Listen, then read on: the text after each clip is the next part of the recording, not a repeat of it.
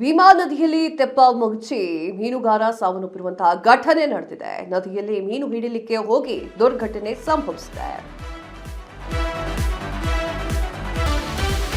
ಭೀಮಾ ನದಿಯಲ್ಲಿ ತೆಪ್ಪ ಮುಚ್ಚಿ ಮೀನುಗಾರ ಸಾವು. ನದಿಯಲ್ಲಿ ಮೀನು ಹಿಡಿಲಿಕ್ಕೆ ಹೋಗಿ ದುರ್ಘಟನೆ.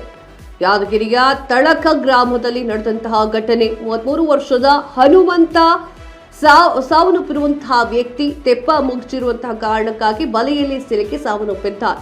ಮೃತ ಯುವಕನ ಶವ ಹೊರತೆಗೆದಂತಹ ಸ್ಥಳೀಯರು ಮುಗಿಲು ಮುಟ್ಟಿದೆ.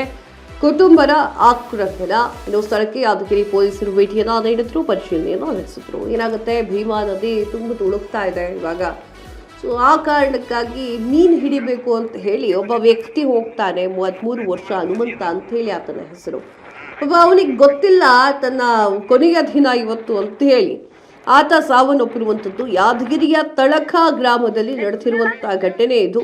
ಮೀನು ಹಿಡಿಲಿಕ್ಕೆ ಹೋಗಿ ಒಂದು ದುರ್ಘಟನೆ ಸಂಭವಿಸಿದೆ. ಅವರ ಕುಟುಂಬಕ್ಕೆ ನೋವನ್ನ ಭರಿಸುವಂತಹ ಶಕ್ತಿ ಭಗವಂತ ಕೊಡ್ಲಿ. ಅವರ ಕುಟುಂಬಸ್ಥರ ಆಕ್ರಂದನ ಮುಗಿಲು ಮುಟ್ಟಿತ್ತು. ತೆಪ್ಪ ಮಗಚಿ ಬಲೆಯಲ್ಲಿ ತಗಲಾಕೊಂಡು ಸಾವನ್ನಪ್ಪಿರುವಂತಹ ವ್ಯಕ್ತಿ ನೋಡ್ತಾ ಇದ್ದೀರಾ ಸ್ಕ್ರೀನ್ ನಲ್ಲಿ.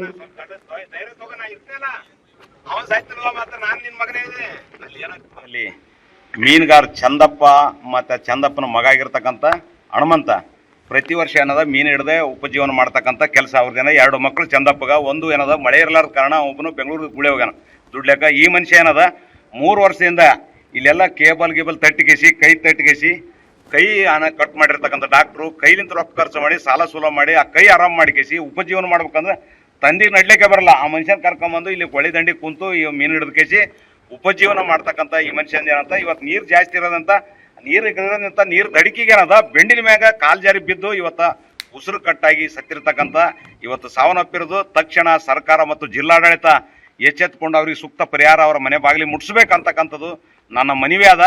ಸಂಪೂರ್ಣ ನ್ಯೂಸ್, ಇದು ನೊಂದವರ ಧ್ವನಿ.